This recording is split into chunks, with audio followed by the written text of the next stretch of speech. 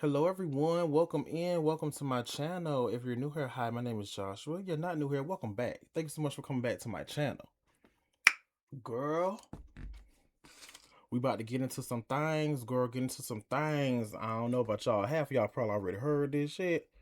Y'all probably already know about it all, heard about it all, and theorized on it yourselves. Probably when y'all became adults and y'all was thinking of these movies, or if you rewatched them, y'all were like, wait a minute. Wait a minute. Something don't seem right. Something don't look. Let's go ahead and dive in, girl. We're going to be watching slash I'm going to be reacting to every crazy Disney movie theory that might actually be true, explained in 15 minutes, girl.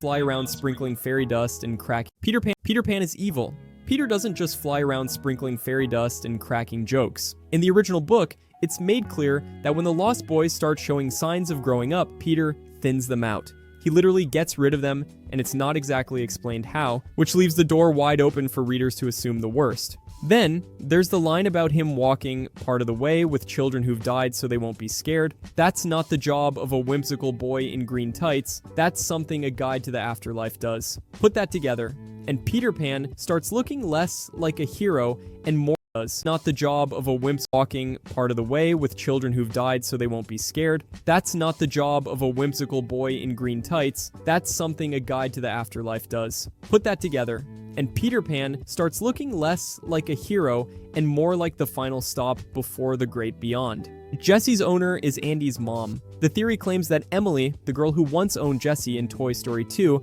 is actually Andy's mom. What sparks this idea is the cowboy hat. Emily's hat is red with white lace, and Andy's is nearly identical, just missing the lace trim.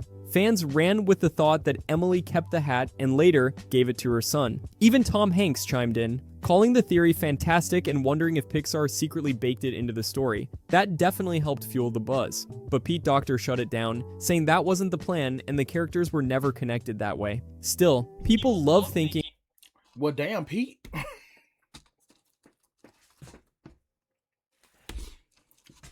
He must be a producer or a creator, co-creator or something. Damn, Pete. He just came up. He just came. He just threw a wrench and they play. He said, "No, ma'am." Shit. Andy's mom had her own toy adventures before handing down the nostalgia. By the way, if you guys like movie content like this, I would really appreciate it if you could subscribe. Thanks. Anyways, Anna and Elsa are Tarzan's sisters. The theory explains that their parents survive the shipwreck from Frozen, end up stranded on a jungle island, and then have a baby boy, who grows up to be Tarzan. In this version, the queen gives birth in the wild, and then both parents are taken out by a leopard. The baby's left behind and raised by gorillas because obviously. But later on, the creators made sure everyone knew it was just a quirky idea and not officially confirmed. Tarzan isn't their brother, but the internet really tried to make it happen. Boo is the witch in Brave. This theory Is that? I heard this too. The Boo is the witch and stuff. I heard this too, girl. The internet really tried to make it happen. In other Matt Pat, he tried to make it happen. That's all his fault, or whoever, wherever he got the idea from. Girl, damn. part of the larger Pixar theory, claims Boo learns to time travel through the magic doors from Monsters, Inc. and ends up in the medieval world of Brave. The idea is that she becomes the mysterious witch who vanishes through doors and carves images of things that shouldn't exist yet, like Sully and the pizza planet truck. Her obsession with finding Sully supposedly drives her search across and the pitches through doors and carves images of things that shouldn't exist yet, like Sully and the pizza planet truck. Her obsession with finding Sully supposedly drives her search across time. The witch's odd behavior and magical doorways are seen as signs she's still trying to reconnect with the monster from her childhood. Pixar's never confirmed any of this, but continued shared universe theories further cement the idea. The evil queen in Snow White is Mother Gothel. Fans point out that both characters share a near-identical obsession with beauty, similar sinister personalities, and disturbingly familiar appearances, especially when aged. Their weapon choices even match, with both seen wielding nearly the same. Girl, them eyebrows, girl. Them pencil thin eyebrows. I think this is my first. No, I believe I heard about this before, but this is my first time like looking at a theory video about it. Same curved dagger. Inside Rapunzel's tower, there's a painted poison apple tucked into the background, which many see as a clever nod to the evil queen's past. The theory builds a timeline where the queen survives the events of Nod to where there's a match with both seen wielding nearly the same curved dagger. Inside Rapunzel's tower, there's a painted poison apple tucked into the background, which many see as a clever nod to the evil queen's past. The theory builds a timeline where the queen survives the events of Snow White, vanishes for centuries, then reemerges as Gothel to leech magic from the golden flower. The timeline leap is big, but the idea still caught fire online. Disney's never confirmed it, and the entire theory remains a clever fan-made connection, not official canon. Moana dies in the storm. This theory says Moana... Excuse me?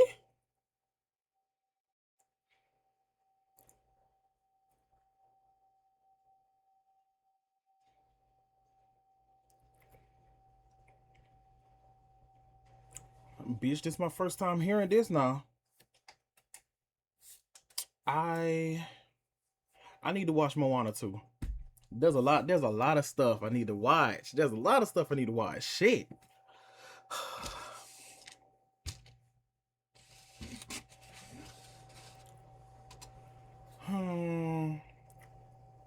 But yeah, not Moana dying, girl.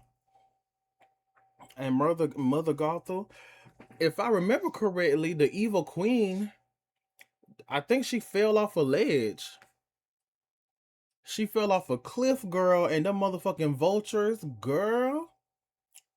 Them vultures got after her, unless they, unless somehow she survived and she hid from the vultures. Shit.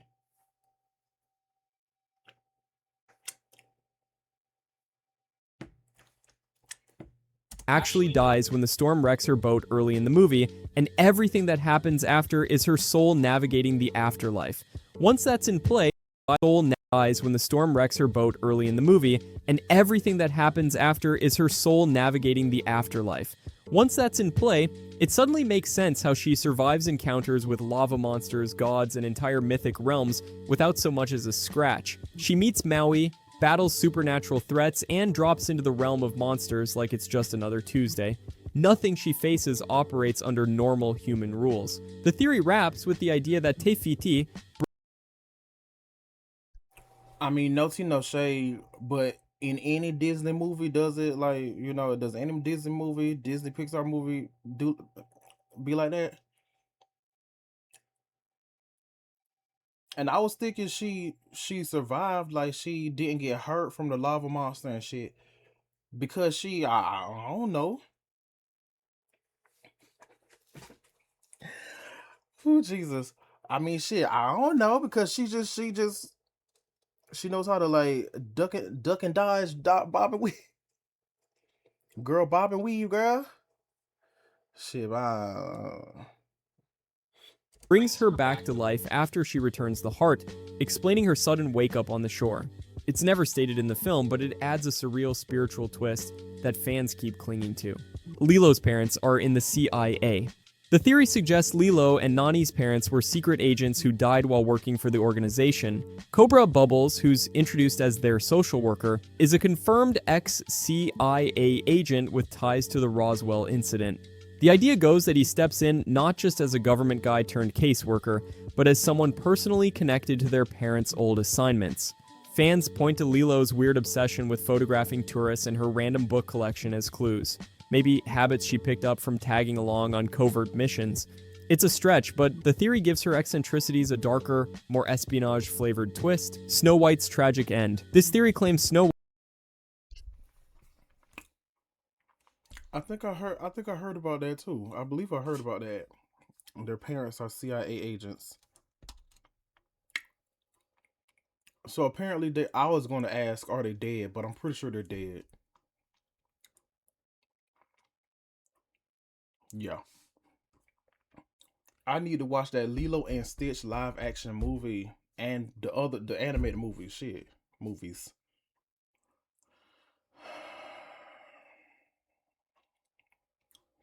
When I tell y'all there's so much I need to catch up on. Like I've seen Lilo and Stitch, but it's been a long time.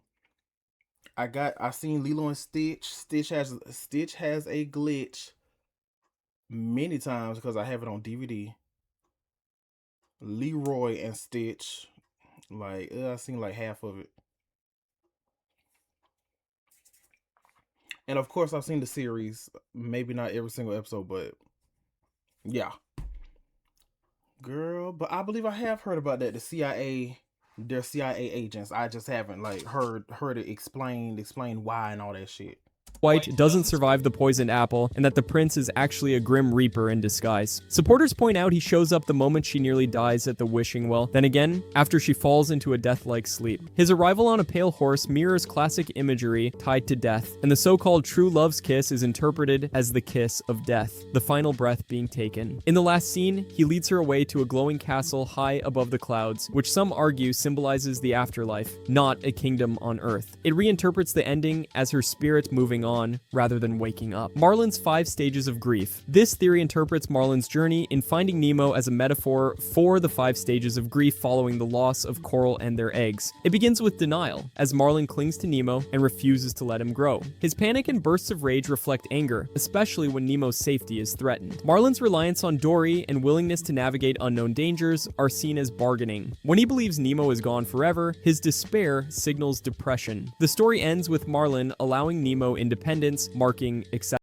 Known dangers are seen as bargaining. When he believes Nemo is gone forever, his despair signals depression. The story ends with Marlin allowing Nemo independence, marking acceptance. Some fans also note that Nemo means nobody in Latin, suggesting the fish may symbolize his grief, not a real son. Carl passes away at the beginning of Up. The theory argues that Carl passes away shortly after being told to leave his home, and everything that follows is symbolic of his journey into the afterlife. Russell isn't a real wilderness explorer, but a guardian angel guiding him through this transition. The floating house becomes a metaphor for his soul leaving the earthly world, with the balloons representing his release from life's burdens. Paradise Falls is interpreted as heaven, the final peaceful place he always dreamed of reaching. Even Charles Muntz is cast as a fallen angel trying to lead Carl astray. None of this is confirmed by Pixar, but fans insist it is a fallen as heaven, the final peaceful place he always dreamed of reaching. Even Charles Muntz is cast as a fallen angel trying to lead Carl astray. None of this is confirmed by Pixar, but fans insist it fits the story's emotional weight and surreal tone. Tangled predicted COVID-19. This theory points out strange parallels between Tangled and the COVID-19 pandemic, noting that Rapunzel lives in isolation in a tower kept away from a kingdom named Corona. During her confinement, Mother Gothel repeatedly warns her of threats outside, including the plague, which fans found oddly fitting during global lockdowns. The timing and setting led many to joke that the film predicted quarantine life a decade early. Despite the eerie similarities, the film was released in 2010 and has no intended connection to real-world events. Disney has never suggested any link, and the entire theory is... Girl, that's fucking crazy. That is fucking crazy, cause the kingdom,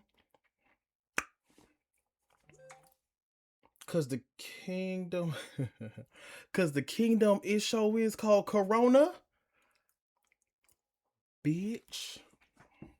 Considered an amusing coincidence rather than purposeful commentary. Jafar is actually a hero. This theory claims Jafar's not the villain, but the only one actually trying to fix Agrabah. Supporters say the Sultan is clueless and lets the city rot while playing with toys, and Aladdin isn't some charming underdog. He's a thief who lies his way into power. Jafar, meanwhile, works within the system, sees the kingdom falling apart, and tries to take control before things get worse. His actions, though harsh, are framed as a possible coup to save the city from corrupt or incompetent leadership. Even his interest in the lamp is reinterpreted as a way to stabilize Agrabah with real power. None of this is confirmed in the film, but fans argue it paints him as leadership. Even his interest in the lamp is reinterpreted as a way to stabilize Agrabah with real power. None of this is confirmed in the film, but fans argue it paints him as a misunderstood strategist. Coral ate her eggs. This theory claims in the beginning of Finding Nemo, Coral...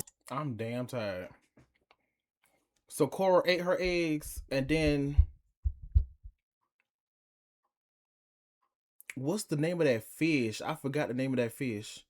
Then that fish ate her. Girl.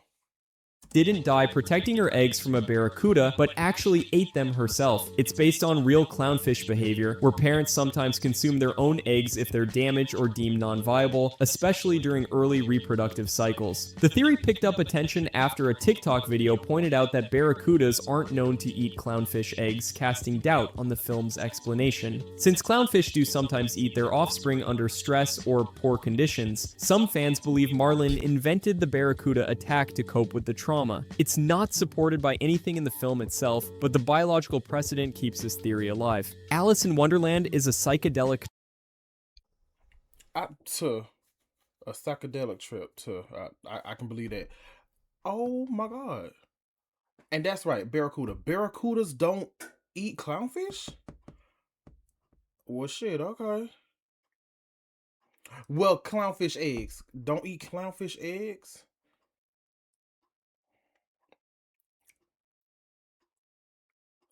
Oh my god, that's crazy. And the other one, Nemo means nobody. I heard that before.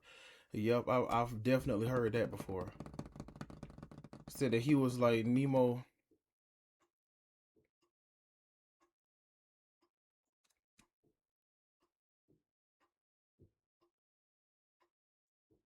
Basically something along the lines of Nemo never existed, didn't exist and shit. Yeah. Oh my god.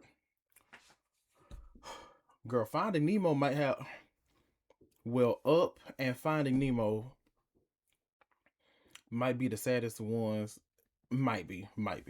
trip. This theory claims Alice's journey mirrors the effects of psychedelic drugs, citing her rapid size changes, warped perception of time, and the bizarre behavior of creatures like the hookah, smoking caterpillar. The disjointed logic and surreal visuals have led many to read it as a metaphor for hallucinations. The idea gained traction in the 1960s counterculture era, especially after songs like White Rabbit used Wonderland imagery to allude to drug trips. Despite these interpretations, there's no evidence Lewis Carroll intended any of it to reflect substance use. His journals don't mention drug experiences, and the era's opiate tonics were medicinal, not recreational. The theory persists, but it's not rooted in the book's creation. Captain Hook unalived Athena. This theory suggests that Captain Hook was behind the pirate attack that unalived Ariel's mother, Queen Athena, in The Little Mermaid, Ariel's Oh yeah, I heard about that now.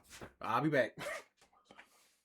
beginning. Fans link the fatal Captain Hook recreational. The theory persists, but it's not rooted in the book's creation. Captain Hook unalived Athena. This theory suggests that Captain Hook was behind the pirate attack that unalived Ariel's mother, Queen Athena, in The Little Mermaid, Ariel's beginning. Fans link the fatal scene where pirates strike near a mermaid lagoon to the similar lagoon featured in Peter Pan, where Hook and his crew often clash with mermaids. The character designs of the mermaids in both films also share stylistic traits, strengthening the idea of a shared setting. Some believe Hook's hostility toward mermaids in Peter Pan hints at a violent history, possibly including Athena's death. Blenny is a fish-eating addict. This theory argues that Blenny, the anxious fish at the shark's support group in Finding Nemo, isn't scared. He's going through withdrawal. Fans say his shaking and nervous energy reflect cravings, not fear, and that he's attending the meeting as a struggling fish eater trying to stay clean. The idea gained momentum when viewers pointed out his sudden exit might be to avoid hurting Marlin and Dory rather than fleeing danger. The post-credits scene strengthens this theory. Blenny devours a massive anglerfish in one bite, revealing his urges haven't gone away. While Pixar never comments on it, fans treat him like a relapse-prone carnivore fighting to change. High School Musical is set in the Purge universe.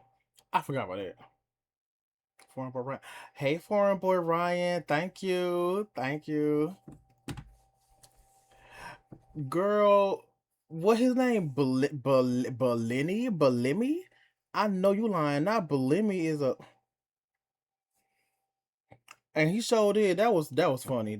He ate that damn Blenny. He ate that damn anglerfish, girl. Hints at a violent history, possibly including Athena's death. Blenny is a fish-eating addict. This theory argues that Blenny, the anxious fish at the shark's support group in Finding Nemo, isn't scared. He's going through withdrawal. Fans say his shaking and nervous energy reflect cravings, not fear, and that he's attending the meeting as a struggling fish eater trying to stay clean. The idea gained momentum when viewers pointed out his sudden exit might be to avoid hurting Marlin and Dory rather than fleeing danger. The post-credits scene strengthens this theory. Blenny devours a massive anglerfish in one bite, revealing his urges haven't gone away. While Pixar never comments on it, fans treat him like a relapse-prone carnivore fighting to change. High School Musical is set in the Purge universe. This theory claims the world of High School Musical operates without law or consequences, much like the Purge. Fans highlight how students vandalize the school, destroy property, and disrupt public events with zero punishment. At Lava Springs, staff repeatedly ignore health codes and labor laws without issue. Miss Darbus even forges a Juilliard recommendation for Troy, which would normally spark an investigation. Yet in this universe, no one gets fired, arrested, or even mildly scolded. The theory suggests that criminal behavior is either fully accepted or enforcement simply doesn't exist. It's never mentioned in the films, but fans treat this lawless setting as more than just plot convenience. Gaston unalived I'm sorry. Gaston and Bambi's mom. Oh, Gaston. I was thinking of Clayton. His name Clayton. I was thinking of him from Tarzan. Gaston is from Beauty and the Beast. You know what? I never seen the live action Beauty and the Beast movie. I kind of want to watch it now. I do. I kind of want to watch it now, but I never seen it, child. But yeah, yeah, Clayton. I want to watch Tarzan, the animated Tarzan again, animated movie Tarzan. I kind of want to watch that again. The girl, Gaston, and Bambi's mom. Oh, but High School Musical being set during the Purge. No tea, no shade. Maybe they're either it's set during the Purge or all them niggas is rich and spoiled brats. All the above, girl. This is rich. Everybody knows everybody. Shit. Fans treat this lawless setting as more than just plot convenience. Gaston unalived Bambi's mom. This theory suggests that Gaston is the hunter who unalives Bambi's mother, linking his deer hunting obsession in Beauty and the Beast to the tragedy in Bambi. Fans point to the deer head mounted in his tavern, which resembles Bambi's mother and his well-known love of hunting the biggest and best. Since both films, which resembles Bambi's mother and is well-known Bambi. Fans point to the deer head mounted in his tavern, which resembles Bambi's mother and his well-known love of hunting the biggest and best. Since both films take place in forested European settings, the timeline overlap is considered plausible by some. The idea is that Gaston bagged the doe as part of his hunting spree, unknowingly becoming a key villain in another Disney story. Wall-E humans are cannibals. This Oh my god. Girl, not cannibals. No tea, no shade. Doe, a doe, a deer, a female deer. They don't have antlers. Yeah, they don't have antlers. Only the niggas have antlers. theory suggests that the humans aboard the I thought. Axiom survive by unknowingly consuming other humans, with claims that their meals include processed remains or even liquefied corpses. The idea stems from the eerie lack of visible food sources and the complete control robots have over their nutrition. Some theorists argue that the ship's extreme efficiency might extend to recycling human remains. However, the film shows passengers drinking synthetic food blends through straws, with no real evidence pointing to cannibalism. While the theory taps into the film's darker undertones, it remains entirely speculative. Jane is Belle's descendant. This theory claims Jane Porter from Tarzan is a descendant Yep, I heard about this. Yep, heard about this one. of Belle from Beauty and the Beast, pointing to matching traits and objects as clues. Jane's yellow dress closely mirrors Belle's iconic gown, and her tea set looks nearly identical to Mrs. Potts and Chip. Both characters are book-loving, curious, and drawn to wild men. Yeah, exactly. Yeah. But there was actually, I'm pretty sure they're gonna show it. They're gonna show it. The tea set was in the Tarzan movie, but Turk, yeah, the gorilla and his gorilla friends, Turk, they destroyed bitch. They killed him, apparently. They killed him, baby. They destroyed that tea set. and who don't quite fit into civilized society. Fans argue that these shared details hint at a generational connection, suggesting Jane inherited her taste for adventure and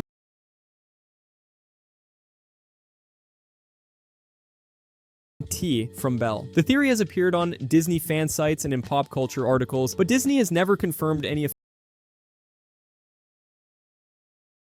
official relationship between the two films. Ratatouille is Anton's mom's recipe. This theory suggests that the old woman Remy encounters in the opening scene of Ratatouille is actually Anton Ego's mother, and that her kitchen is where Remy learns to make the ratatouille dish. Later, when he serves that same dish to Ego, the critic is thrown into an emotional flashback of his childhood home, implying both moments take place in the same house. The theory hinges on the visual similarity between the two kitchens and the power of the dish to evoke that exact memory. However, director Brad Bird confirmed that the kitchen reuse was purely a budget decision, not a deliberate connection. Bing Bong is a monster from Monster.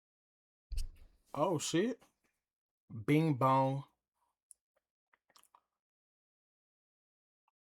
Bing Bong. Okay, he's a monster. Did he monster from Monsters Inc. So did his door disappear or something? He was unable to.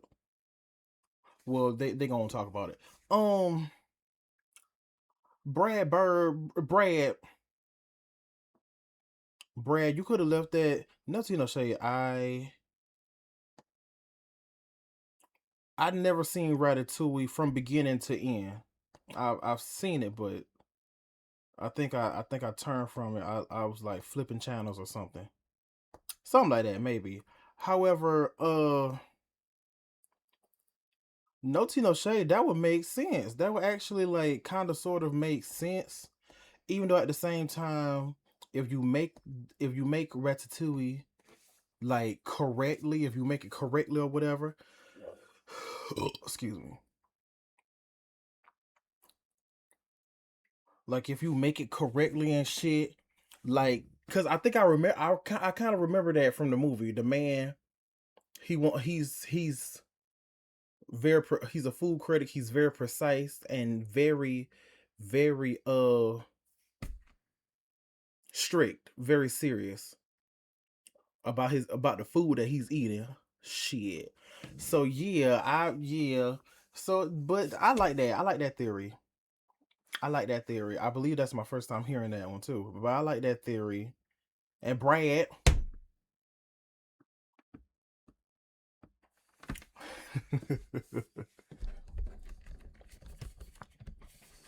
Want to come and deny. But whatever. Monsters Inc. This theory suggests that Bing Bong, Riley's imaginary friend in Inside Out, was originally a monster from Monsters Inc., who visited her to collect laughter energy. His unusual design, part cat, part elephant, part dolphin, matches the kind of creative hybrid creatures seen in the monster world. Supporters believe that after the monster matches the kind of girl, part dolphin.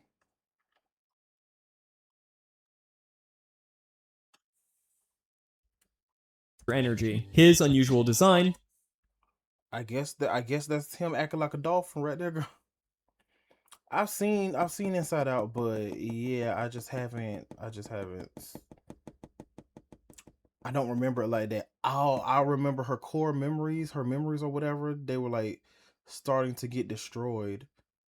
But if I remember correctly, when you remember your core memories or something like that, or something positive from it, I guess it'll like rebuild.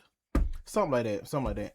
I never seen Inside Out 2, so I know that's on Disney Plus, and I know I gotta watch it. Shit. Part cat, part elephant, part dolphin, matches the kind of creative hybrid creatures seen in the monster world. Supporters believe that after the Monsters Company shifted from scaring to laughter, Bing Bong became Riley's go-to visitor during childhood. Over time, she forgot him, and he faded into her memory. Calhoun unalived her groom. This theory claims that during Calhoun's wedding scene in Wreck-It Ralph, she unknowingly shoots her fiancé after he's been absorbed by a cybug. In the film, cybugs instantly take on the traits of whatever they eat, which means the creature that crashes her ceremony may have already started transforming into her groom. When Calhoun reacts by firing on it, she's destroying what's left of her partner. Her stunned expression and silence after the attack are seen as evidence that she realizes what happened too late. Ariel and Hercules are cousins. This theory leans on mythology. Wow. I'm damn tired. Girl, I'm damn tired. And she is that girl. She did that. Jesus, she did that. She put she hey, that's the that is the definition of stay ready so you won't have to get ready. Bitch, period.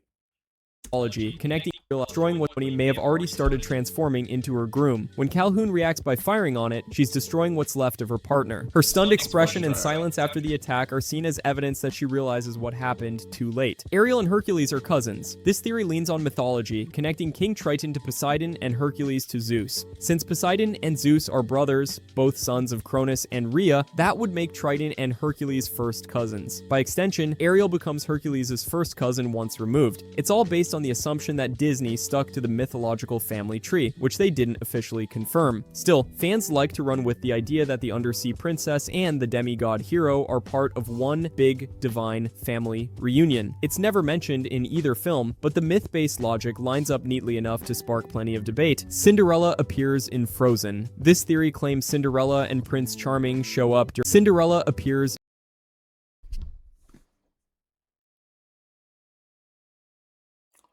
Girl, I'm fucking tired. What the girl? That's them. Yeah. So Cinderella was some years ago, and then Frozen was some years later. Girl, the events of Frozen and shit. Girl, I do know one thing. I remember Rapunzel, and I think they showed Princess Tiana and someone else. I think it was Cinderella, but in the beginning of Frozen, you gotta like it's a type of like blink and you'll miss it type scene, and that's definitely Rapunzel after she cut her hair. Well, after Finn, no, she cut her hair after she cut her hair after her hair was cut. That is girl. Yeah, she came like walking. She was like walking down the street. I don't know if she was. Yeah, well, she was in the town, out of town, thugging with my round. Cushion pink, my booty hole brown. But yeah, she was in town. I guess she went to the coronation or whatever. But yeah, girl, and through the door it looked like a black woman with a green dress. That's Tiana. I don't know. They might show it. They might talk about it. in Frozen. This theory claims Cinderella and Prince Charming show up during Elsa's coronation scene in Frozen. Around 22 minutes into the movie, a couple is seen bowing to Elsa, a woman in a pale blue dress that closely resembles Cinderella's gown, and a man dressed in formal wear with epaulets and a sash like Prince Charming's usual look. Fans spotted the resemblance and quickly ran with it, believing this cameo hints at a shared Disney universe. The scene is quick and never draws attention to the couple, and Disney has never confirmed their identities. Still, the visual similarities are enough for fans to believe the royal pair traveled.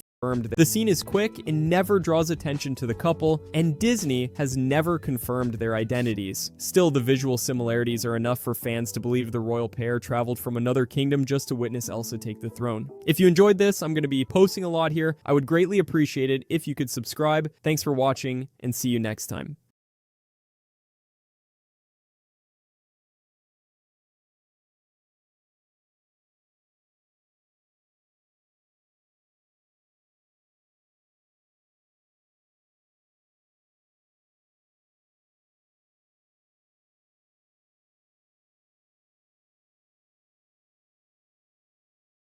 Damn. Quit playing niggas and come suck a bitch tools. Pound town, just left Pound town. But my nigga, he just took a bitch down. Oh, Jesus. Yes, girl. Yes, period.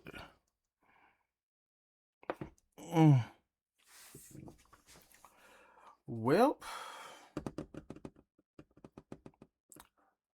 most of these were of course. Most of these were pretty sad, child. Quit playing nigga that come suck a bitch toes. Movie theory that might be.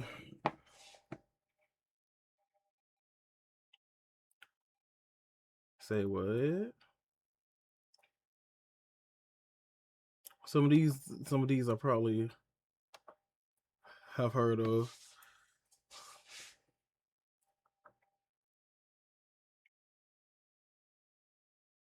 Oh, Crazy Horror movie. Girl, not Kevin. I think I heard of that too. I think I heard of that too. Kevin is Jigsaw.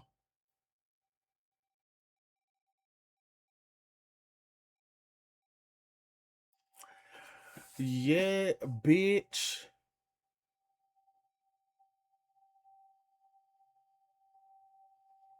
I'm motherfucking tired. I believe I've heard of that. Yeah. Kevin making those little those traps and shit, and then he grew up. He grew up. He lost his wife's child, and then soon he lost his wife. I believe I guess they're married. He lost his partner, significant other, and then and bitch he snapped. Bitch. What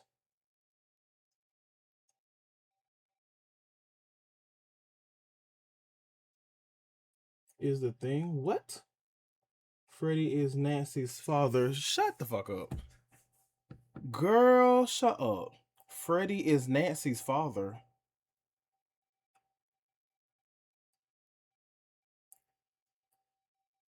No tea, no shade. Why is he trying to kill her?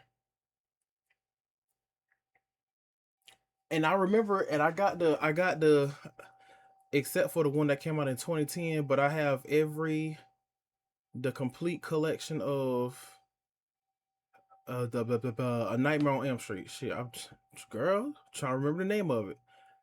If I remember correctly, in the first one, why did he like, like she, unless he's a disgusting creep or whatever. Well, whatever. Why? I think that was Nancy. Nancy was talking on the phone, and then it was Freddie, and then if y'all seen the movie, his tongue was at the phone licking her, trying to lick her and shit. I believe that was Nancy. So no tea, no shade. What happened? What happened to the dad? How did he die? Wasn't that? So, oh, so if he's Freddie, then Freddie was a child killer.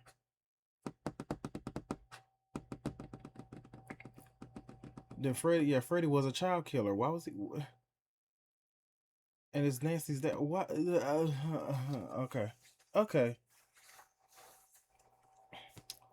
girl, not Michael. And Michael is a tethered girl. I'm so tired. Lord have mercy. Michael Myers is a tethered, and that's why he can't talk. I'm gonna have to, bitch. I'm gonna have to watch that, girl. I'm tired, girl. What? Yeah, everybody. Yeah, now that theory is probably true, cause that theory that Stu survived being electrocuted by a TV that was pushed on his head. And girl, this was in the 90s, girl. It was a big back TV, girl. Them bitches is heavy. So his face, he has to have, even to this day, his face, unless he went back for like more and more surgeries, his face has to be like scarred. The whole face, yeah, because I don't remember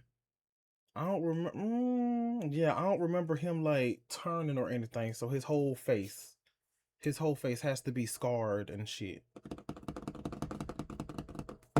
Bitch, I'm about to watch this video, bitch, because I'm tired.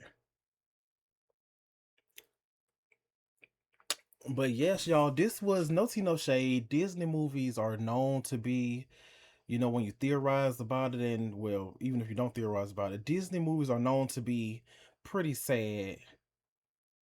Cause the parents or one of the parents is always deceased. Something has happened, you know. But Either way, I'm still watching shit. Well, yeah, either way, I'm still watching bitch. Shit. Did I put this to the who? Shut the fuck up. Pennywise and Mary Poppins. Shut up, bitch. Mary Poppins is an alien. The same species, is an intergalactic being.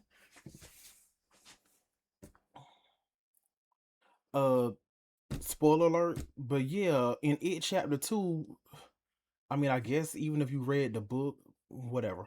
Yeah, Pennywise is an alien, an intergalactic being, interdimensional being, an alien. I bet they're gonna say something like Mary Poppins because she floats down from the sky and with an umbrella and she makes all this shit happen. You know what? I've never seen the Mary Poppins movie. The one back then and nor the reboot. I just wasn't interested.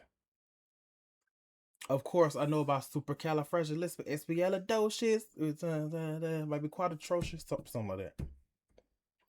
And she said, a spoonful of sugar and your fears are gone. That's all I know. That's all I know. And Dick Van Dyke, girl, Dick Van Dyke dancing with the cartoon penguins. Well, all of them dancing with the cartoon penguins and shit like that. Period, girl. And shout out to Dick Van Dyke, girl. That man is 100 years old. He just turned 100 years old yesterday, girl. I'm tired. And no tea, no shade. I need to look him up because that's his. I think that's his wife, girl. He wife, girlfriend. Oh, okay. Just yeah, his significant other, maybe, I suppose. But anywho, shout out to Movies Explained, girl. Shout out to Movies Explained. Thank y'all so much for tuning in. Thank y'all for watching. Let me subscribe, baby boy. Ooh. Baby boy. Baby, baby, baby. Girl. But yes, if y'all want to like, comment, share, subscribe if you want to. And also thank y'all for tuning in. I already said that. Thank y'all again for tuning in because you didn't have to, but you did. And period. Thank you so much for doing that. And just in case if y'all did not know, I have 3 YouTube channels now, period. I keep wanting to say this my main one, but this gonna go on my main one and my second one. So yeah. Joshua's Commentary and Gaming, Josh Reacts, and Josh Loves to Twitch.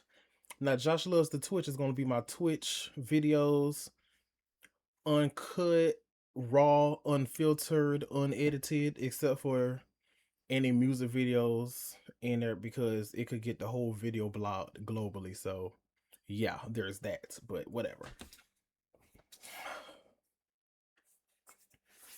But yes, period. And yeah, I know I'm posting the same thing on my first one and my second channel. However, my second one is just in case. Okay, just in case. You never know. Girl. Knock on wood, girl. But anyways, like, comment, share, subscribe if you want to. And love and take care of yourselves mentally, verbally, spiritually, emotionally, and physically. Bye-bye. See y'all later.